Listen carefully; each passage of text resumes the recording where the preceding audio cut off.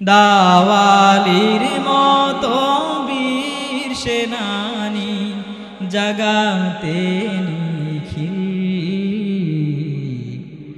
দাও খোদা দাও আমায় আবার ওমর দারাজ দিল।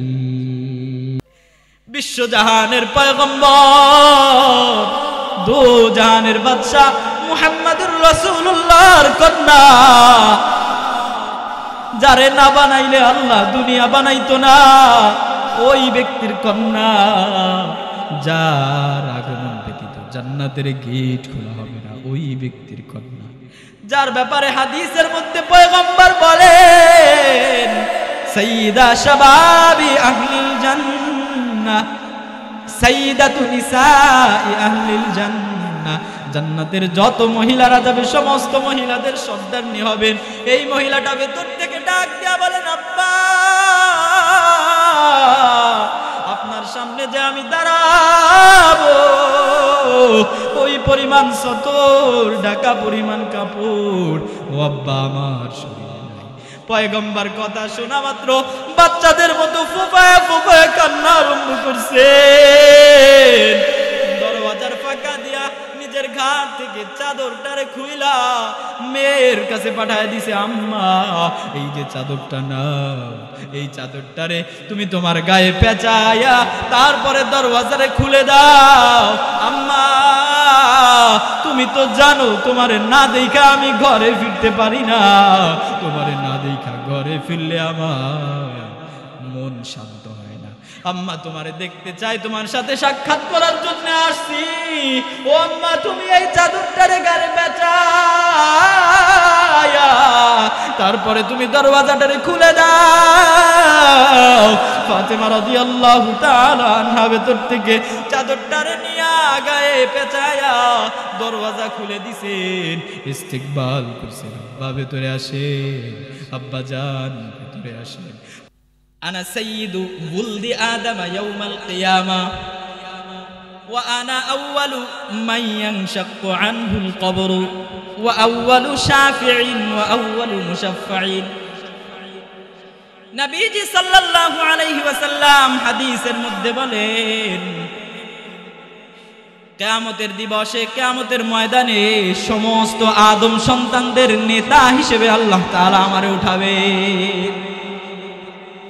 ওয়া আউয়ালু মান ইয়ানশাক্কু আনহুল কবর, আমি কবর থেকে সর্বপ্রথম যখন আল্লাহ তাআলা পুনরুত্থান ঘটাবেন, সর্বপ্রথম আমাকে জান্নাতের দিকে কিয়ামতের মাঠের দিকে কবর থেকে উঠায় নেওয়া হবে।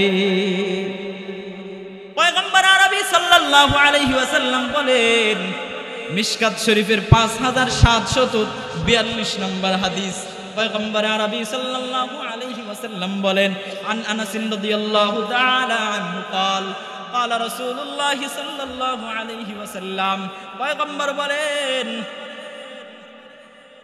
আনা আকসারুল আম্বিয়া তাবাআন, কিয়ামতের ময়দানে যত নবীগণ উঠবেন, কিয়ামতের ময়দানে যত নবীদের উম্মত উঠবেন, সব নবীর চাইতে বেশি অনুসারী বেশি উম্মত নিয়ে কিয়ামতের ময়দানে আল্লাহর সামনে আমি পয়গম্বর মুহাম্মদুর রাসূলুল্লাহ আল্লাহর কাছ থেকে সুপারিশ করাইয়া এই বড় বাহিনী নিয়ে জান্নাতে চলে যাব।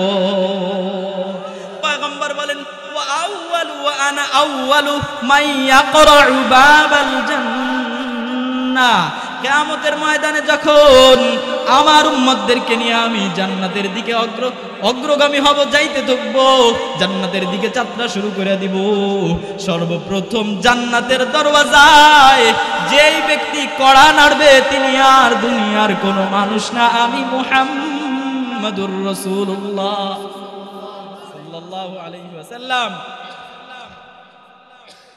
পয়গম্বর আরবি সাল্লাল্লাহু আলাইহি ওয়াসাল্লাম আরো বলেন, মিশকাত শরীফের 5743 নম্বর হাদিস, আন আনাস রাদিয়াল্লাহু তাআলা আনহু قال قال النبي صلى الله عليه وسلم آتي باب الجنة يوم القيامة, কিয়ামতের ময়দানে জান্নাতের দরওয়াজার কাছে আমারে নিয়ে যাওয়া হবে। জান্নাতের দরওয়াজার কাছে আমি যখন যাব, জান্নাতের দরওয়াজার কাছে আমি যাওয়ার পর জান্নাতের দরওয়াজার প্রহরী যে তার কাছে আমি বলবো ফাস্তাফতিহু, জান্নাতের দরওয়াজার চাবি চাইবো, আমি ভেতরে ঢোকার জন্য চাবি চাইবো। ভেতর থেকে প্রহরী ডাক দিয়া বলবে ফায়াকুলুল খাজিন, জান্নাতের প্রহরী যে থাকবে সে ভেতর থেকে আওয়াজ দিবে মান আনতা, আপনি কে? জান্নাতের চাবি চাইতেছেন, আপনি কে? ফাআকুলু মুহাম্মাদ, বলেন না সাল্লাল্লাহু আলাইহি ওয়াসাল্লাম। আমার পয়গম্বর বলেন আমি জান্নাতের প্রহরীকে জবাব দেব আমি মুহাম্মাদুর রাসূলুল্লাহ। পয়গম্বর আরবি সাল্লাল্লাহু আলাইহি ওয়াসাল্লাম বলেন ফায়াকুলু উমিরতু বিকা লিআল্লা আফতাহা লিআহাদিন ক্বাবলাকা। পয়গম্বর আরবি সাল্লাল্লাহু আলাইহি ওয়াসাল্লাম বলেন আমি যখন বলবো আমি মুহাম্মাদুর রাসূলুল্লাহ, জান্নাতের চাবি চাই, জান্নাতে ঢুকবো, চাবি দাও। পয়গম্বর আরবি বলেন ভেতর থেকে টাস করে জান্নাতের দরওয়াজাটারে খুলে দিবে। জান্নাতের দরজা খুলে দেওয়ার সাথে সাথে আমারে সন্তুষ্ট করার জন্য জান্নাতের প্রহরী দ্বার রক্ষী কি বলবে জানো? ও পয়গম্বর, ওই যে দেখেন পাশে আদম আলাইহিস সালাম দাঁড়ায় আছে, ওই যে দেখেন নূহ আলাইহিস সালাম দাঁড়ায় আছে, ওই যে দেখেন ইব্রাহিম আলাইহিস সালাম দাঁড়ায় আছে, ওই যে দেখেন মুসা দাঁড়ায় আছে, ওই যে দেখেন ঈসা দাঁড়ায় আছে। প্রত্যেকেই আমার কাছে এসে চাবি চাইছে, আমার কাছে এসে বলছে চাবি দাও, আমি জান্নাতে ঢুকবো। আল্লাহ তাআলা আমার ব্যাপারে জান্নাতের ফয়সালা করে দিয়েছেন। প্রত্যেকেই আমাকে বলছে, আমি প্রত্যেকের কাছে জিজ্ঞেস করছি কে তুমি, মান আনতা? যখন বলছে আমি আদম, আমি বলছি সাইডে দাঁড়াও। যখন বলছে আমি নূহ, আমি বলছি সাইডে দাঁড়াও। যখন বলছে আমি ঈসা, আমি বলছি সাইডে দাঁড়াও। যখন বলছে আমি মুসা, আমি বলছি সাইডে দাঁড়াও। তোমার জন্যে আগে জান্নাতের চাবি দেওয়ার অনুমতি আমার নাই। প্রধান অতিথি একজন আসতেছেন, জান্নাতের ফিতা কেটে জান্নাতে ঢুকবেন, তার উম্মতদেরকে নিয়ে আগে ঢুকবেন, এরপরে সবাইকে জান্নাতে ঢুকানো হবে। বলেন না সুবহানাল্লাহ।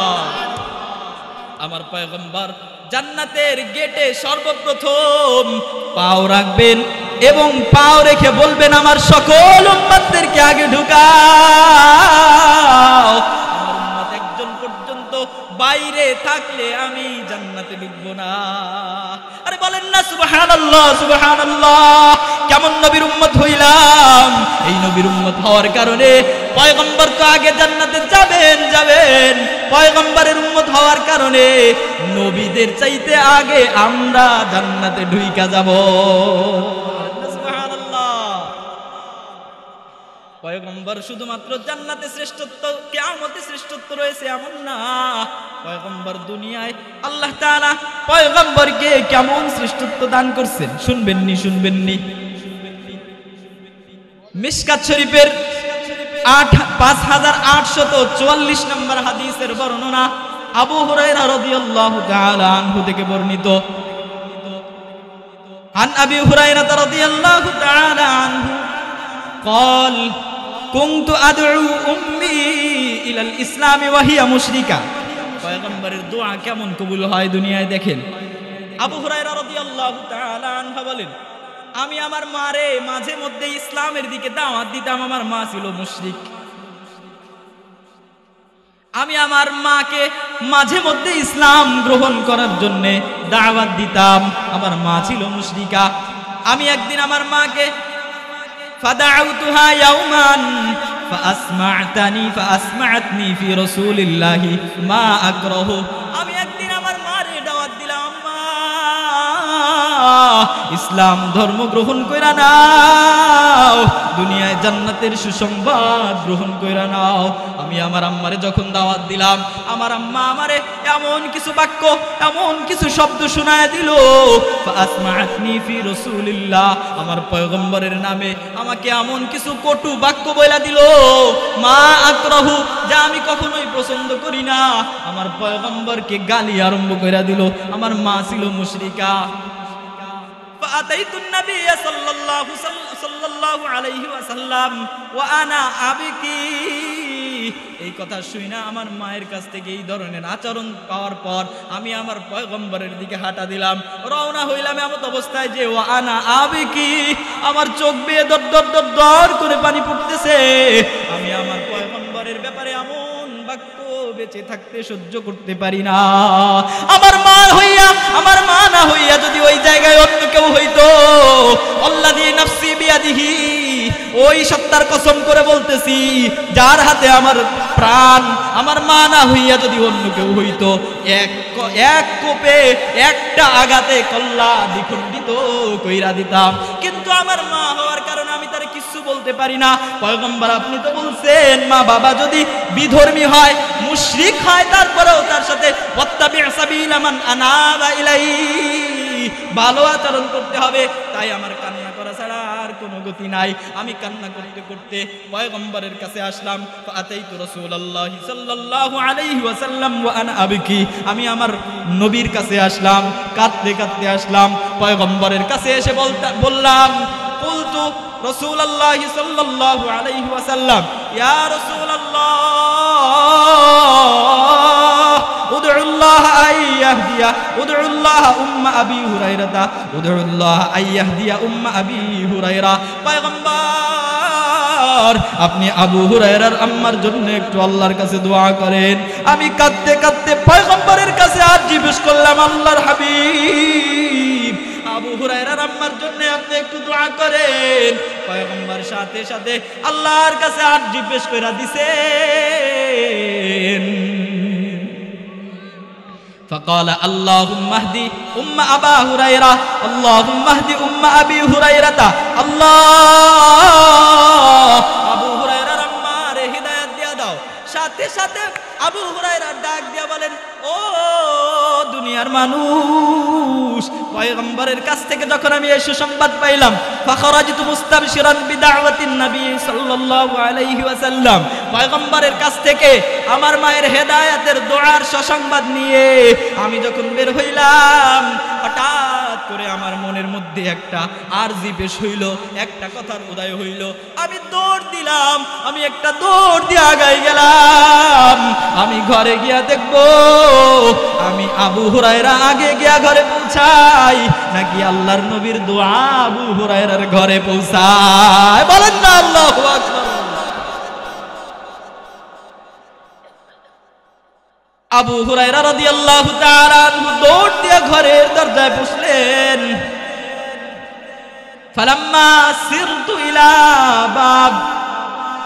সিরতু ইলাল বাবি, আমি যখন দরওয়াজার কাছে পৌঁছলাম, আবু হুরায়রা রাদিয়াল্লাহু তাআলা আনহু বলেন, সামিআত উম্মি খাশফা কদামাইয়া, আমি দৌড় দিয়ে আসার কারণে আমার পায়ের আওয়াজ আমার আম্মা শুনছেন। ওয়া হুয়া মুজাফুন ফাইদা হুয়া মুজাফুন, আমি দরজায় গিয়ে দেখলাম দরজা আটকানো। আম্মা আমার পায়ের আওয়াজ শুনছেন। আম্মা ভেতর থেকে ডাক দিয়া বলেন, ফাকালাত ইয়া আবা হুরায়রা মাকানাকা, তুমি তোমার জায়গায় দাঁড়াও, ভেতরে আসার চেষ্টা করবা না। আবু হুরায়রার মা ডাক দিয়া বলতেছেন, আবু হুরায়রা তুমি তোমার বাইরে ওই জায়গায় দাঁড়াও। আমি শুনতেছি ওয়া সামিআতু খাদাতাল মাই, ভেতর থেকে পানির আওয়াজ শোনা যায়।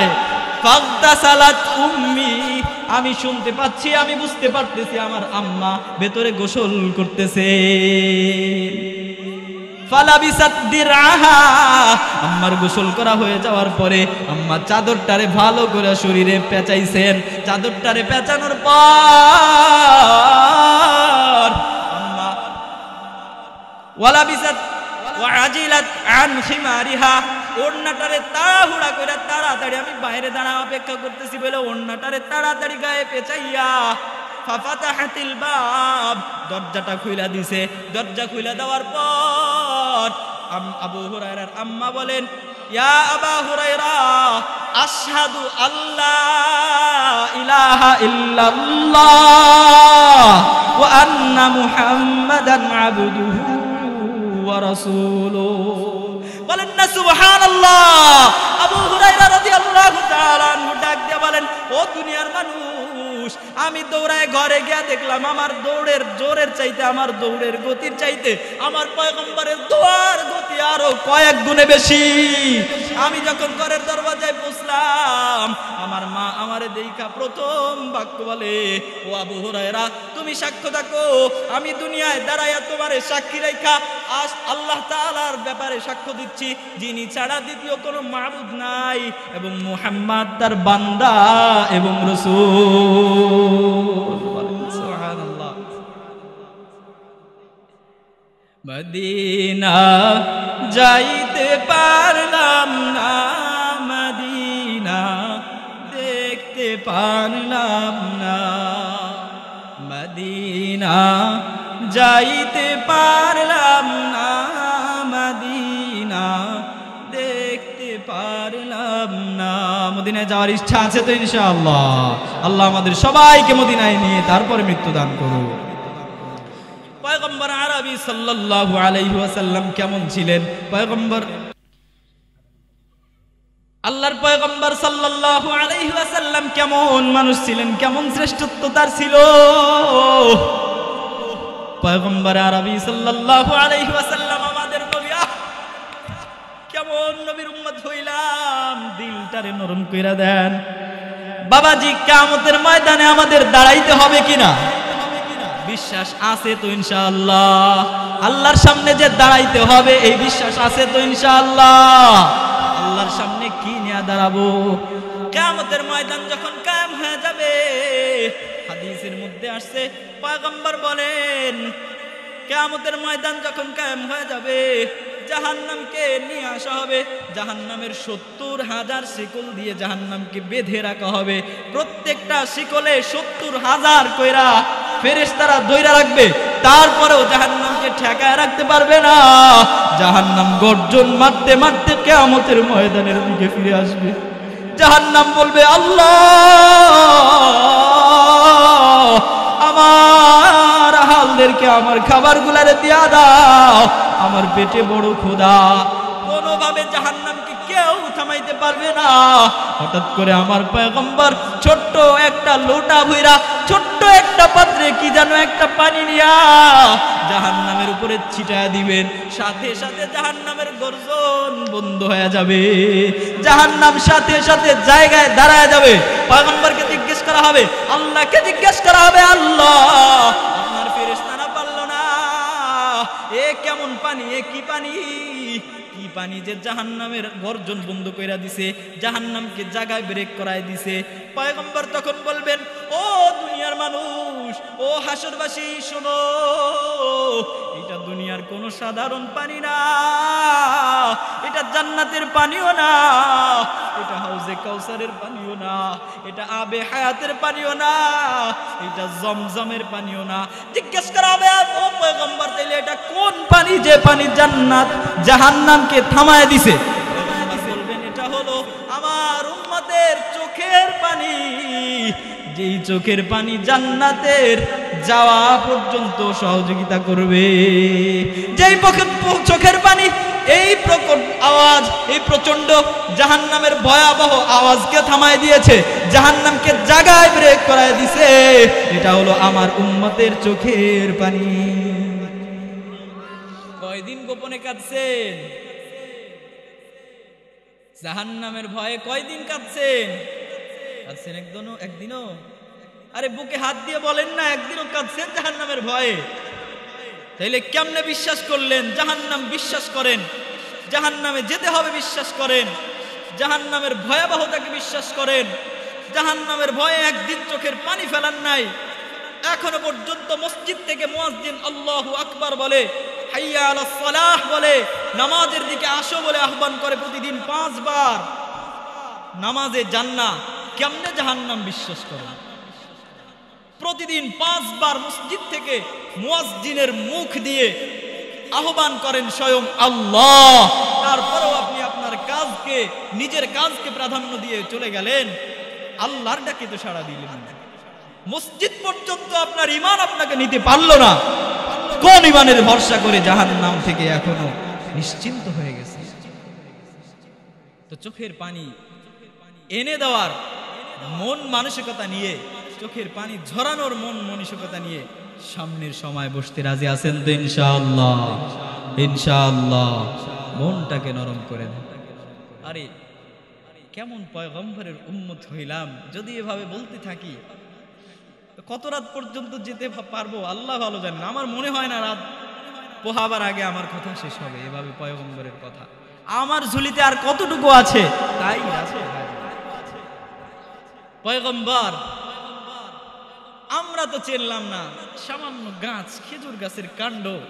আমার পয়গম্বরকে, পয়গম্বরের বিরহে কাঁদতে শুরু করছে, ছোট্ট বাচ্চার মতো ফুফায় ফুফায় কাঁদতেছে। হাদিসের ভাষা, আমার কথা। মিশকাত শরীফের 5845 নম্বর হাদিস, জাবের রাদিয়াল্লাহু তাআলা আনহু বর্ণনা করেন।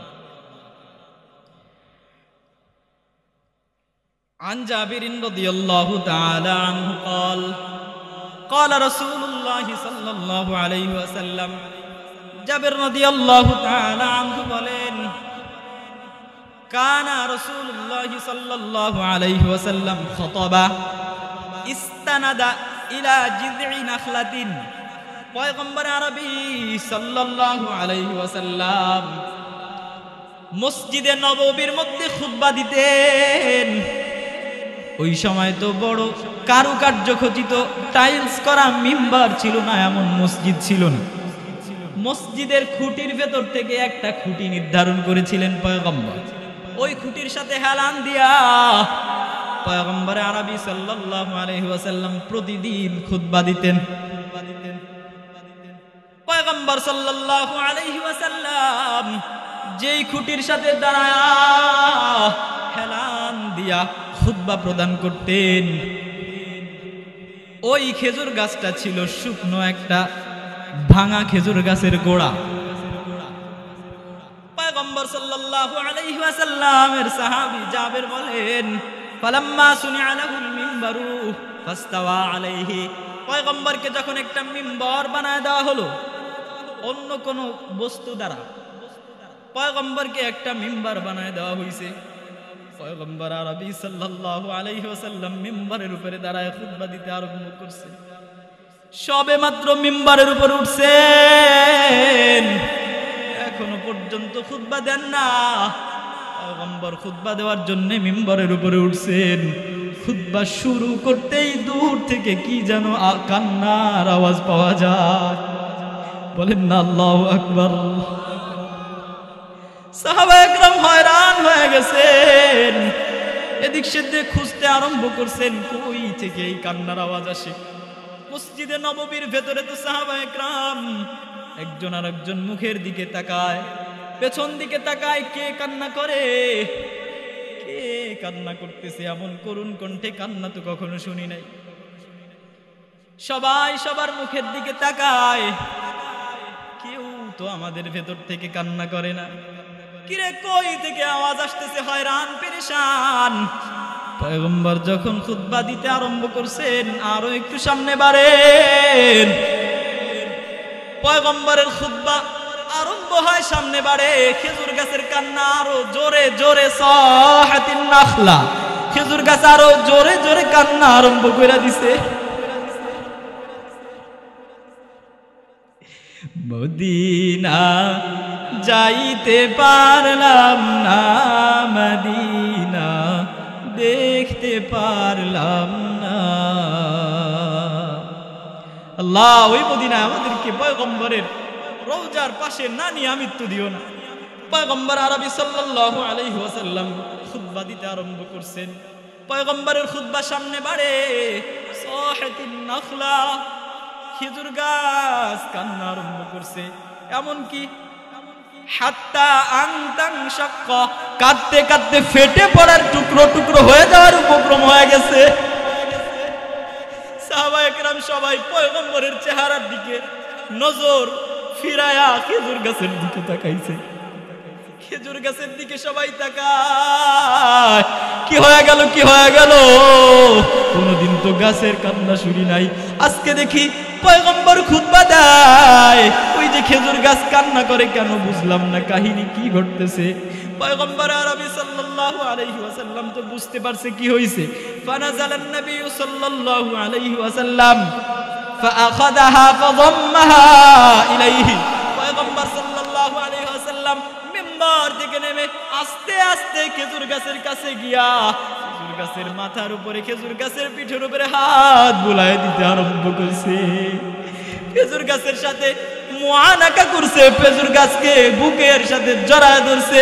পয়গম্বরের আলিঙ্গন পাওয়ার সাথে সাথে, পয়গম্বরের স্পর্শ পাওয়ার সাথে সাথে খেজুর গাছ কেমন যেন বাচ্চা পোলাপানরে আদর করার পরে অনেকক্ষণ পর্যন্ত কাঁদতেছে। এমন অবস্থায় যদি তারে মাথায় হাত বুলায় দেয়া বুকে ধরা হয়, বাচ্চা পয়গম্বর, বাচ্চা যেমন দুধের বাচ্চারা ফুফায়া ফুফায়া কান্দে, বাচ্চারা যেমন ঢেক ছেড়ে ছেড়ে কান্না করে, জোরে জোরে ফুফায় ফুফায় কান্না করে।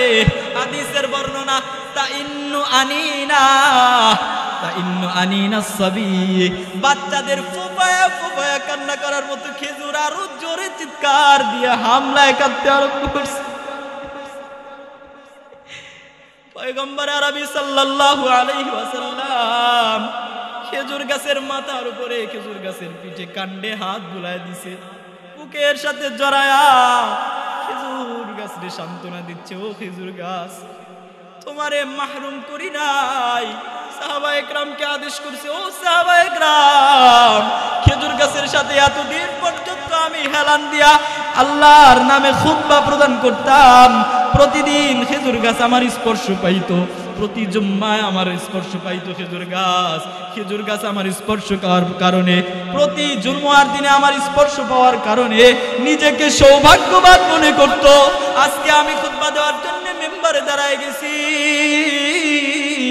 খেজুর গাছ আমার স্পর্শ পায় নাই, দূর থেকে আমার খুতবা শুনতে পাচ্ছে না, এই জন্য আমার বিরহে খেজুর গাছ চিৎকার মেরে কাঁদতে আরম্ভ করছে। সাহাবায়ে কেরামকে পয়গম্বর বলেন, ও সাহাবায়ে কেরাম, খেজুর গাছটারে উঠাও, খেজুর গাছ রে খুইচা আমার মিম্বরের পায়ের নিচে পুইতা দাও। পয়গম্বরের কথা অনুযায়ী খেজুর গাছকে নিচের থেকে উঠাইয়া পায়ের নিচে পুইতা দেওয়া হইছে। খেজুর গাছ আর কান্না করে না। কেমন নবীর উম্মত হইলাম, যে উম্মতের সামান্য স্পর্শ না পাওয়ার কারণে জড় পদার্থ, জড় বস্তু, মৃত খেজুর গাছ কান্না করতে আরম্ভ করছে, কিন্তু আমার দিলটা এত শক্ত হয়ে গেল, আমার নয়নে পানি আসে না। আমার পয়গম্বর রে দুনিয়ার জমিনে, আমাদের দেশে গালি দেওয়া হয়, আমার পয়গম্বরের চরিত্রে আঘাত করা হয়, তারপরেও আমার কোনো প্রতিক্রিয়া নাই। কোন পরিচয় কিয়ামতের ময়দানে আমরা দিব?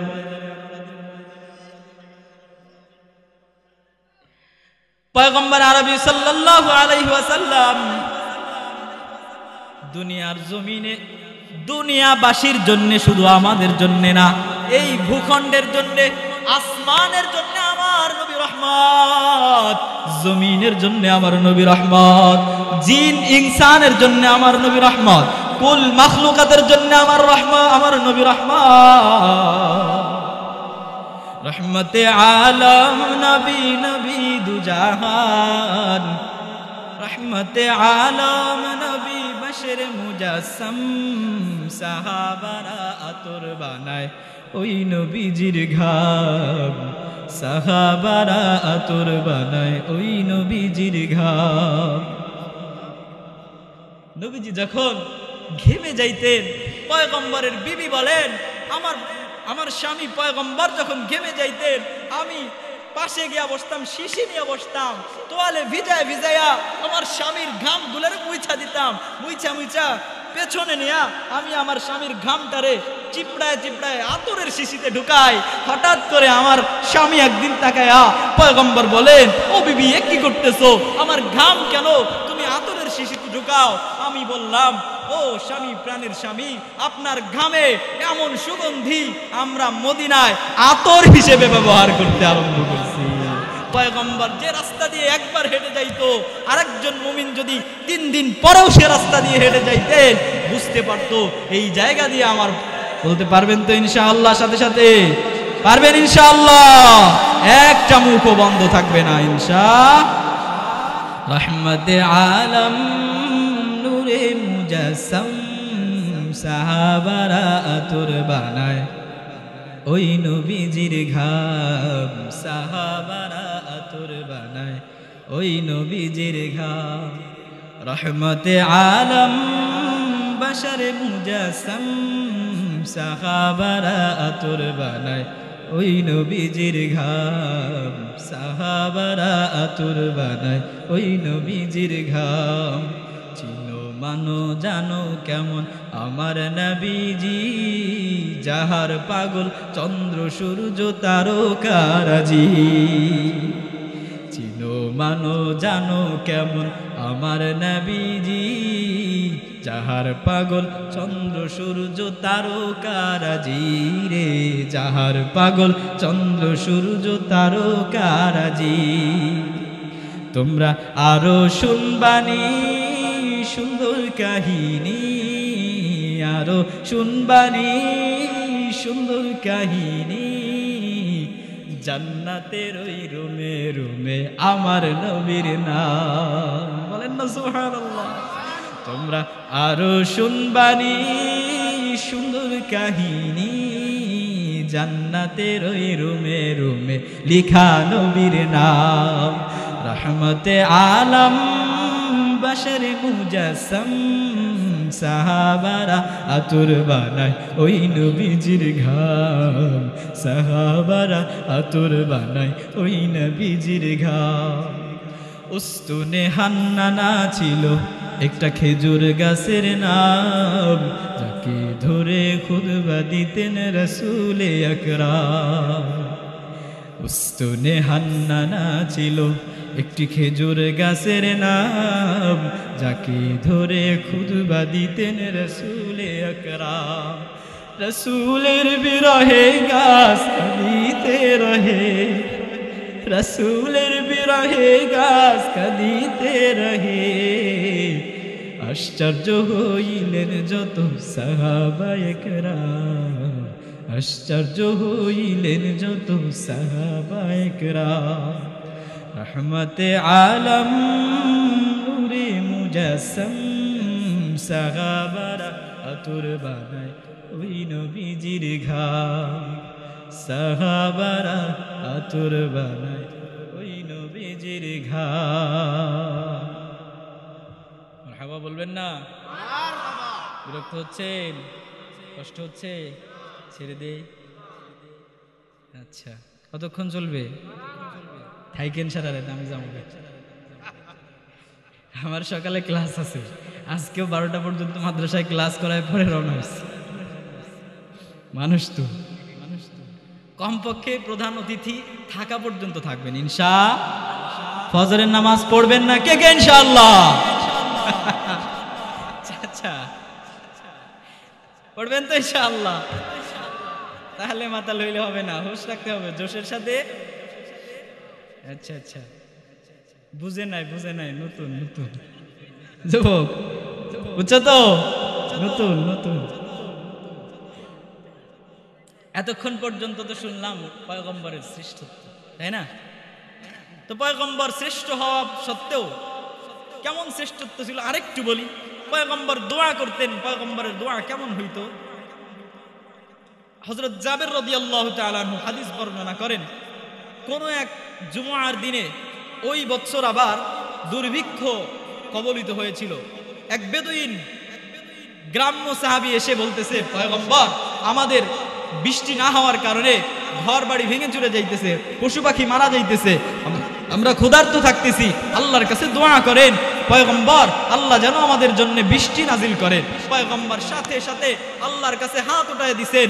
সাহাবী বলেন ওয়াল্লাযী নাফসি বিয়াদিহি, ওই সত্তার কসম যার হাতে আমার প্রাণ, যার হাতে আমার জীবন, আল্লাহর কসম খেয়ে বলতেছি, আমরা আকাশের দিকে তাকাইলাম, একটু মাত্র মেঘ নাই, আকাশ পরিষ্কার পরিচ্ছন্ন, ঝলঝল করতেছে, সূর্যের আলো প্রখর তাপ দিচ্ছে। আল্লাহর পয়গম্বর আরশের দিকে হাত তুলে দিলেন, আমরা চোখ নামাই নাই, পয়গম্বরের হাত তুলতে দেরি আছে, আকাশে কই থেকে যেন পাহাড় সম বড় বড় মেঘখণ্ড এসে জমা হইতে লাগলো। আমরা আল্লাহর হাবিবের দোয়া কেমন কবুল হয়, আল্লাহর হাবিবের সাহাবী বলেন আমরা আসমানের দিকে তাকায় আছি, আল্লাহর শপথ করে বলতেছি পয়গম্বর হাত এখনো পর্যন্ত নামায় নাই, আল্লাহর হাবিবের দাড়ির উপরে বৃষ্টির ফোঁটা পড়তে আরম্ভ করছে। ফামতিরনা ইয়াওমান, ওই দিন বৃষ্টিতে আমরা সিক্ত হলাম। অমতিরনা গাদান, পরের দিন শনিবারের দিন বৃষ্টি হলো। জুমার দিনে জুমার সময় আল্লাহর পয়গম্বর দোয়া করছেন, জুমার দিন সারা দিন বৃষ্টি হয়েছে, রবিবার বৃষ্টি হলো, সোমবার বৃষ্টি হলো, মঙ্গলবার বৃষ্টি হলো, এমনকি বৃষ্টি হইতে হইতে পরের জুমা পর্যন্ত বৃষ্টি হয়ে গেছে। ওই বেদুইন সাহাবী আবার খুতবার সময় দাঁড়ায় গেছে, অথবা অন্য কোন এক বেদুইন সাহাবী দাঁড়ায় গেছে, ইয়া রাসূলুল্লাহ আল্লাহর কাছে দোয়া করেন, যা চাইছিলাম বেশি হয়ে গেছে, বৃষ্টির কারণে ঘরবাড়ির ছাদ ভেঙে যাইতেছে, চাল ভেঙে যাইতেছে, পশু পাখি ডুবে যাইতেছে, ক্ষেত খামার ডুবে যাইতেছে, দোয়া করেন, আর প্রয়োজন নাই। পয়গম্বর দোয়া করছেন, আল্লাহুম্মা হাওয়ালাইনা ওয়ালা আলাইনা, আল্লাহ আমাদের উপর আর বৃষ্টি দিয়েন না, আমাদের আশপাশে ভাইদেরকে যাদের প্রয়োজন তাদের উপর বৃষ্টি দেন। আল্লাহর হাবিব এর সাহাবী জাবের রাদিয়াল্লাহু তাআলা আনহু বলেন, আমি আল্লাহর শপথ করে বলতেছি, আল্লাহর রাসূলের হাতের দিকে তাকায় দেখি, আল্লাহর রাসূলের হাত ইশারা দিয়া দিয়া এক একটা মেঘ খণ্ডকে মদিনার বাইরে পাঠায় দিতেছে। সুবহানাল্লাহ। এই শ্রেষ্ঠ পয়গম্বর, যিনি কেমন শ্রেষ্ঠ ছিলেন, নামাজে দাঁড়াইছেন, হাত বাড়ায় দিছেন, জান্নাত থেকে আল্লাহ তাআলা আঙ্গুরের ব্যবস্থা করে দিছেন। আরে মুসা আলাইহিস সালাম আল্লাহর পয়গম্বর পাহাড়ের উপরে যায়া, তুর পাহাড়ের উপরে যায়া আল্লাহরে ফোন দেওয়া লাগতো, আল্লাহরে ডাক দেওয়া লাগতো, আল্লাহ আপনার জন্য আমি আসছি, আল্লাহ উপর থেকে সাড়া দিত। মুসা কালিমুল্লাহর সাথে কথা বলতো, তাই যদি তাকে কালিমুল্লাহ বলা হয়, আমার নবী তো ডাক দেওয়া লাগে না, আমার নবী নামাজে দাঁড়াইছে, আল্লাহর ইবাদতে দাঁড়াইছে, পয়গম্বর কিচ্ছু বলে নাই, মুখ দিয়া তেলাওয়াত চলতেছে, পয়গম্বর হঠাৎ করে হাত বাড়াইছে, জান্নাত থেকে জিবরিল আমিন ফল নিয়ে আসছে, হাতে দিয়া দিছে। সুবহানাল্লাহ। আরে মুসা তো ডাক দেওয়া লাগতো আল্লাহর সাথে কথা বলতে, আমার নবী তো নামাজে দাঁড়ায় হাত বাড়াইছে, জান্নাত থেকে ফল তুলে দিচ্ছে। এই শ্রেষ্ঠ নবী আমাদের জন্য কতটা কষ্ট করছেন, একটু শুনবেন, শুনবেন। কষ্ট হচ্ছে, কষ্ট হবে, অন্তর নরম আছে তো ইনশাআল্লাহ? রেডি? চোখের পানি ফেলার জন্য রেডি? যার চোখের পানি আসবে না, আপনারা পাশের জনের কাছে দোয়া নেবেন, অথবা আল্লাহর কাছে বলবেন, কাঁদবেন, কান্না না আসলে কান্নার ভান ধরবেন, আমার কান্না না আসলেও আপনি কাঁদবেন। এই চোখের পানির বিনিময় হতে পারে আল্লাহর হাবিব সাল্লাল্লাহু আলাইহি ওয়াসাল্লাম কিয়ামতের ময়দানে যখন আমাদের জন্য জাহান্নামের ফয়সালা হয়ে যাবে, অথবা আমাদের দিকে জাহান্নাম ধেয়ে আসবে, জাহান্নাম গর্জন মারতে মারতে আমাদের দিকে ধেয়ে আসবে, পয়গম্বর হয়তোবা আমাদের এই চোখের পানিটুকু আল্লাহর কাছ থেকে নিয়া আল্লাহ জমা করে রাখবেন, সেখান থেকে নিয়া জাহান্নামের দিকে ছিটায় দিলে হয়তোবা সেই দিন আমাদের মুক্তির ব্যবস্থা হতে পারে। পয়গম্বর সাল্লাল্লাহু আলাইহি ওয়াসাল্লাম কেমন গরিব মানুষ ছিলেন, আসলে কি গরিব ছিলেন? যে লোক নামাজে দাঁড়ায় হাত বাড়াইলে জান্নাত থেকে ফল আসে। একদিন জিবরিল আমিন আসছে, ইয়া রাসূলুল্লাহ আপনি আমার একটু অনুমতি দেন, আল্লাহর কাছ থেকে আমি একটা অর্ডার নিয়ে আসছি। কি অর্ডার? ওই যে দেখতেছেন না উহুদ পাহাড়, ছোট্ট একটা পাহাড়, এতটুকু, এতটুকু তো বেশি না, 13 কিলোমিটার। এই ছোট্ট উহুদ পাহাড়টারে আপনি যদি অনুমতি দেন আমি একটু স্বর্ণ বানায় দিই, তারপরে কি হবে? আপনি যেখানে যাইতে বলবেন আপনার পিছে পিছে চলবে, আপনার যা ইচ্ছা ব্যয় করবেন। আল্লাহর পয়গম্বর বলেন, না আমার দরকার নাই। পয়গম্বর এত ধনী, পয়গম্বরের স্ত্রী তৎকালীন আরবের সবথেকে ধনাঢ্য মহিলা, স্ত্রীর সাথে বিবাহ হওয়ার সাথে সাথে স্বামীর খেদমতে, স্বামীর কদমে সমস্ত সম্পত্তি লুটায় দিয়েছে, উৎসর্গ করে দিয়েছে। এমন সৃষ্ট, এমন ধনী নবীর কষ্ট কেমন ছিল আমাদের জন্য শুনবে। মুসলমান ইমানদার গভীর মনোযোগ দিয়ে শুনতে হবে, অন্তরের কান দিয়ে শুনতে হবে, দিলের কান দিয়ে শুনতে হবে। অন্তরটারে নরম করে দেন, দিলের কানটারে লাগায় দেন। পয়গম্বর আরবি সাল্লাল্লাহু আলাইহি ওয়াসাল্লাম তার দৈনন্দিন অভ্যাস ছিল, কোথাও সফরে যদি যাইতেন, সফর থেকে ফেরার সময় ফাতেমার দরওয়াজায় আগে আসতেন, ফাতেমার সাথে কথা বলে তারপরে যাইতেন। যাওয়ার সময় ফাতেমার সাথে কথা বলে তারপরে যাইতেন। পয়গম্বর একদিন সফর থেকে আসতেছেন, ফাতেমার দরওয়াজায় হাজির। ফাতেমার দরওয়াজায় গিয়ে সালাম দিছেন। একবার সালাম দেয়, ভেতর থেকে কোনো আওয়াজ নাই। পয়গম্বর আবার সালাম দিছেন, ভেতর থেকে কোনো আওয়াজ নাই। পয়গম্বর বুঝতে পারতেছেন ভেতরে ফাতেমা আছে, কিন্তু আওয়াজ দেয় না, উত্তর দেয় না। পয়গম্বর তৃতীয়বার আবার সালাম দিছেন, ভেতর থেকে কোনো আওয়াজ নাই। পয়গম্বর করুণ কণ্ঠে, কান্না জড়িত কণ্ঠে মেয়েকে ডাক দিয়া বলেন, আম্মা তুমি তো জানো আমার মা নাই, আম্মা তুমি জানো আমার বাবা নাই। আমি যখন মা বাবার জন্য কান্না করতাম, তুমি তো আমার আদরের টুকরা, আমার কলিজার টুকরা, আদরের দুলালি কন্যা, তুমি আমারে সান্ত্বনা দিয়া দিয়া বলতে, আব্বা কে বলছে আপনার মা নাই, কে বলছে আপনার বাবা নাই? আমি ফাতেমা হইলাম আপনার মা, আমি ফাতেমা হইলাম আপনার বাবা। আজকে কি হয়ে গেল, কি হয়ে গেল? আমি মুহাম্মদুর রাসূলুল্লাহ তোমার বাবা, তোমার দরওয়াজায় হাজির, তোমারে সালাম দেই, কিন্তু তুমি উত্তর দাও না।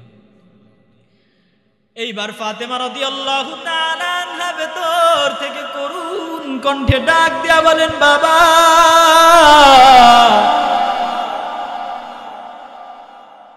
আমি আপনার কন্যা ফাতেমা আপনার সামনে সালামের জবাব দিয়ে যে দাঁড়াবো,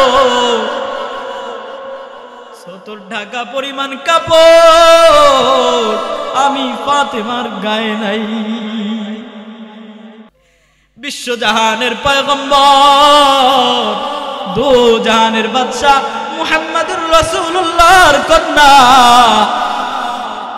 যারে না বানাইলে আল্লাহ দুনিয়া বানাইতো না, ওই ব্যক্তির কন্যা, যার আগমন ব্যতীত জান্নাতের গেট খোলা হবে না, ওই ব্যক্তির কন্যা, যার ব্যাপারে হাদিসের মধ্যে পয়গম্বর বলেন, সাইয়্যিদা শাবাবি আহলিল জান্নাহ, সাইয়্যিদাতু নিসাই আহলিল জান্নাহ, জান্নাতের যত মহিলারা যাবে সমস্ত মহিলাদের সর্দারনি হবেন।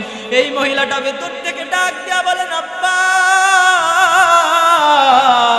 আপনার সামনে যে আমি দাঁড়াবো, ওই পরিমাণ 70 ঢাকা পরিমাণ কাপড় ও আব্বা আমার শরীরে নাই। পয়গম্বর কথা শোনা মাত্র বাচ্চাদের মতো ফুপায়া ফুপায়া কান্না আরম্ভ করছে। দরওয়াজার ফাঁকা দিয়া নিজের ঘাট থেকে চাদরটারে খুইলা মেয়ের কাছে পাঠায় দিছে, আম্মা এই যে চাদরটা নাও, এই চাদরটারে তুমি তোমার গায়ে পেঁচাইয়া তারপরে দরওয়াজারে খুলে দাও। আম্মা তুমি তো জানো তোমারে না দেখা আমি ঘরে ফিরতে পারি না, তোমারে না দেখা ঘরে ফিরলে আমার মন শান্ত হয় না। আম্মা তোমারে দেখতে চাই, তোমার সাথে সাক্ষাৎ করার জন্য আসছি। ও আম্মা তুমি এই চাদরটারে গায়ে পেঁচাইয়া তারপরে তুমি দরওয়াজাটারে খুলে দাও। ফাতেমা রাদিয়াল্লাহু তাআলা আনহা ভেতর থেকে চাদরটারে নিয়া গায়ে পেঁচাইয়া দরওয়াজা খুলে দিছেন, ইস্তিকবাল করছেন, আব্বা ভেতরে আসেন, আব্বা যান ভিতরে আসেন। পয়গম্বর কান্না জড়িত কণ্ঠে চোখ ভরা পানি নিয়ে মেয়ের চেহারার দিকে তাকায়া মেয়ের চেহারার অবস্থা দেখা পয়গম্বর আর শান্ত থাকতে পারে না। আম্মা জান ফাতেমার কোলের মধ্যে বুকের সাথে জড়ায়া বলে, ও মা, ও আমার কলিজার টুকরা, এ তোমার কেমন অবস্থা, এ তোমার কি অবস্থা? তোমার চেহারাটা দেখে আমার মনে হয় তুমি কয়দিন যাবত কিচ্ছু মনে হয় খাও না। তোমার মুখ থেকে গোশত গেল হাড্ডির সাথে লেগে গেছে, তোমার গায়ে তো কিঞ্চিত পরিমাণ গোশত আমি পাই না। ও আম্মা, কি হইছে, কি হইছে? মনে হয় কয়দিন যাবত তুমি মনে হয় খাও না। আম্মা জান ফাতেমার সাথে সাথে ডাক দিয়ে বলেন, আব্বা, আমার কথা শুনতে হবে না, ভিতরে চলেন। ওই যে দেখেন আপনার আদরের দুই টুকরা, আপনার কলিজার টুকরা দুই নাতি, যারে আপনি নামাজের ভেতরেও কান্দে রাইখা দেন। ওই যে দেখেন আপনার কলিজার দুই টুকরা দুইটা নাতি, যার জন্য আপনি যাদের দেখা আপনি খুতবা দেওয়া থেকে নাইমা আসে, যারে আপনি বুকে চাদরের ভেতরে একসাথে জড়ায় রাখে, যাদের ব্যাপারে বলছেন হাসান হুসাইন হলো আমার কলিজার টুকরা, ওই যে দেখেন আপনার দুইটা নাতি ক্ষুধার যন্ত্রণায় গড়াগড়ি খাইতে খাইতে ওই যে মাটির উপরে ঘুমায় গেছে, আমার কাছে খাবার চাইছে। আবার বলছে, আম্মা, কি অপরাধ, আমরা কি অপরাধ করছি, তুমি কেন আমাদেরকে খাবার দাও না? আমি তাদের সান্ত্বনা দেওয়ার জন্য খালি একটা ডেকসি নিয়েছি, খালি ডেকসির ভেতরে পানি দিয়া পানিটারে জ্বালাইতেছি, নাড়াইতেছি, আল্লাহর কাছে বলতেছি, আল্লাহ, তুমি তো ভুবনপতি, তুমি তো আসমানের মালিক, তুমি জান্নাতের মালিক, তুমি জাহান্নামের মালিক, তুমি হাসান হুসাইনের রব, তুমি কাফের বেদুইনদেরকে খাওয়াও, তুমি তো দুনিয়ার সমস্ত মাখলুকদেরকে খাওয়াও, তুমি সব কিছু পারো আল্লাহ। আজকে তোমার কাছে আমি সাহায্য চাই। আমি আমার সন্তানদেরকে বলছি, তোমরা অপেক্ষা করো, অপেক্ষা করো, এই যে পাতিলের ভেতরে ডেকসির ভেতরে খাবারের ব্যবস্থা হচ্ছে, তোমরা অপেক্ষা করো, অপেক্ষা করো।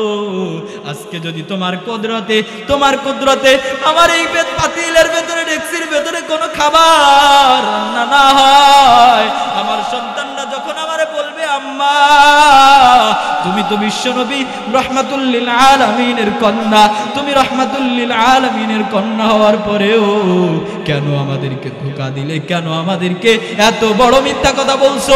ওই সময় কিন্তু আমি তাদেরকে চেহারা দেখাইতে পারবো না। এই কথা বলতে বলতে আল্লাহর কাছে সাহায্য চাচ্ছিলাম। এই দিক দিয়ে হাসান হুসাইন ঘুমায় গেছে। এখন যদি ঘুম থেকে উঠে আমারে বলে, আম্মা, খাবার কই, খাবার দাও, আর আমি যদি খাবার দিতে না পারি, হাসান হুসাইন যদি আমাকে বলে, আমাদেরকে ধোঁকা কেন দিলে, আমি তো ওই সময় তাদেরকে মুখ দেখাইতে পারবো না। আব্বাজি, আপনি আইছেন, ভালো হইছে, আপনারে দেখা দেখা আমাদের তো ক্ষুধা নিবারণ হয়ে যায়, আপনারে দেখা দেখা আমাদের তো ক্ষুধার জ্বালা আমরা ভুইলা যাই। কথা শুনতে শুনতে হাসান হুসাইনের ঘুম ভাঙ্গা গেছে। হাসান হুসাইন পেছন দিক দিয়ে দৌড়ায় আসে নানার গলা জড়ায় ধরছে। নানার গলা জড়ায় ধরে বলে, নানা,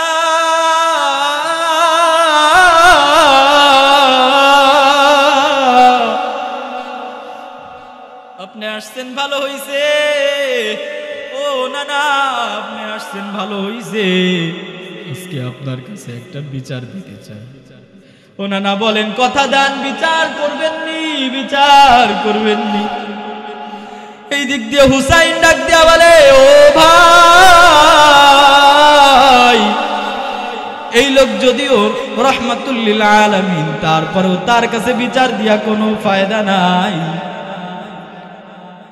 হাসান ডাক দিয়া বলে, কেন ফায়দা নাই, কেন? হুসাইন ডাক দিয়া বলে, মেয়ের বিচার তো বাবা কখনো করতে পারবে না। ও পয়গম্বর আরবি সাল্লাল্লাহু আলাইহি ওয়াসাল্লাম দাঁড়ায় গেছে। পয়গম্বর দাঁড়ায় বলেন, ও হাসান হুসাইন, তোমরা এমন কথা কেন বলো? এমন সাহস তোমরা কেমনে পাইলা? আমি দুনিয়ায় ইনসাফ কায়েম করার জন্য আসছি। আমি দুনিয়ার সব থেকে বড় ইনসাফগার। আমি মেয়ে দেখি না বিচারের সময়, আমি ভাই দেখি না, বোন দেখি না, আমি কলিজার টুকরা সন্তান দেখি না। বিচার যা হবে তাই করে দেই। বলো বলো কি বিচার তোমাদের? হাসান হুসাইন সাথে সাথে দাঁড়ায়া পেট থেকে কাপড়টারে সরায়া পয়গম্বরের দেখায়া বলে, না না, এই যে দেখো আমরা ছোট্ট দুইজন ভাই ক্ষুধার যন্ত্রণা সহ্য করতে পারি না। আমাদের ছোট্ট পেট, আমাদের পেটে ক্ষুধা নিবারণ হয় না। আমরা আজকে 3 দিন যাবত কোনো খাবার খাই না। 3 দিন যাবত আমরা কোনো খাবার খাই না। আমাদের মা আমাদেরকে খাবার দেয় না। কেন কেন কেন? ও মা, ও মা, আজকে তোমার বাবার সামনে জবাব দাও। ও নানা, তুমি বিচার কইরা যাও। আমরা ছোট্ট মানুষ,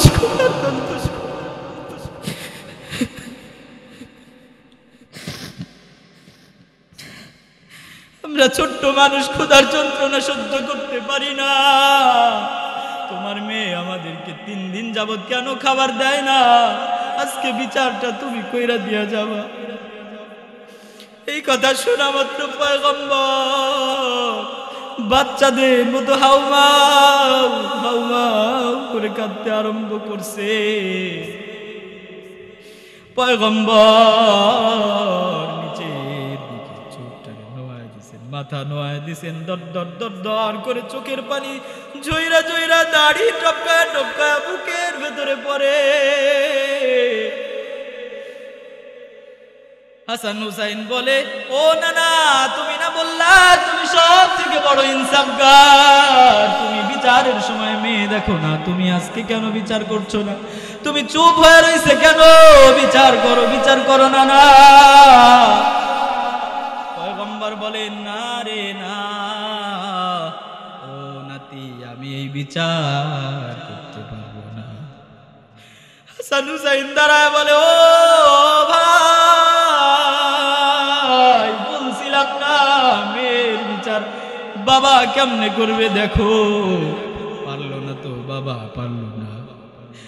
হাসান হুসাইনের কথা শুই না পয়গম্বর দাঁড়ায়া পেটের থেকে চাদরটারে সরায়া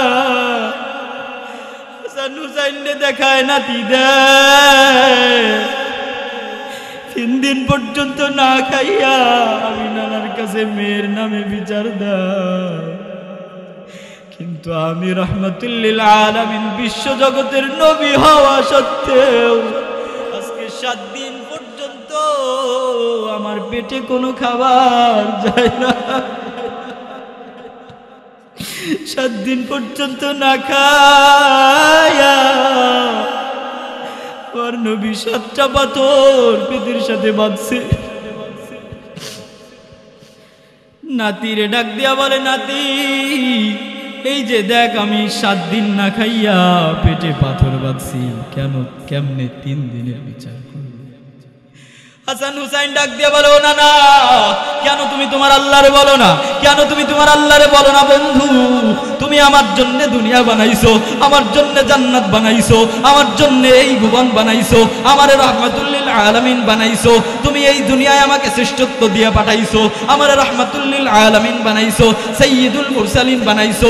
সব কিছু নাকি তুমি আমার জন্য বানাইছো।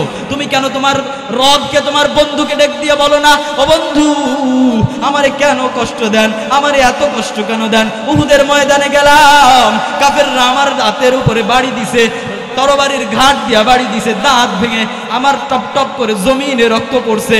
ও বন্ধু, কেন আমারে এত কষ্ট দেন? না না, তুমি কেন তোমার বন্ধুরে বলো না, ও বন্ধু, উহুদের ময়দানে গেলাম, কাফেরেরা আমার মাথায় বাড়ি দিল, লোহার হেলমেট ভেঙে আমার মাথায় ঢুইকা গেছে, এত কষ্ট কেন আমারে দেন? কেন তোমার বন্ধুরে বলো না? তায়েফের ময়দানে গেলাম, ও বন্ধু, আমি তোমার দ্বীনের দাওয়াত দেওয়ার জন্য তায়েফে গেলাম, ইহুদিরা আমারে মারতে মারতে, কাফেরেরা আমারে মারতে মারতে এত পরিমাণ রক্ত ঝরাইছে, রক্তে আমার শরীর রঞ্জিত হয়ে গেছে। কেন বলো না, কেন বলো না?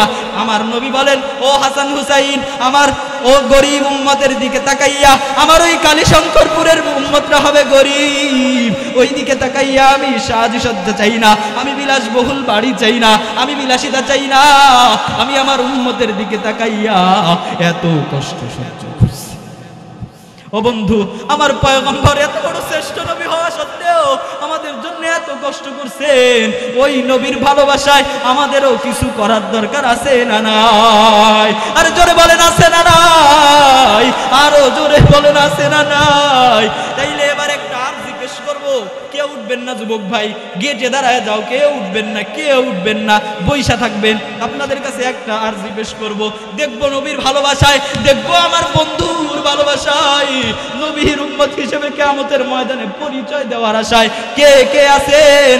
আল্লাহর পয়গম্বর বলে গেছেন, মান বানা লিল্লাহি মাসজিদা বানাল্লাহু লাহু বাইতান ফিল জান্নাহ, যে মসজিদে একটা ইট দান করলো, জান্নাতের মধ্যে আল্লাহ তার জন্য একটা বালাখানা বানায় দেবেন।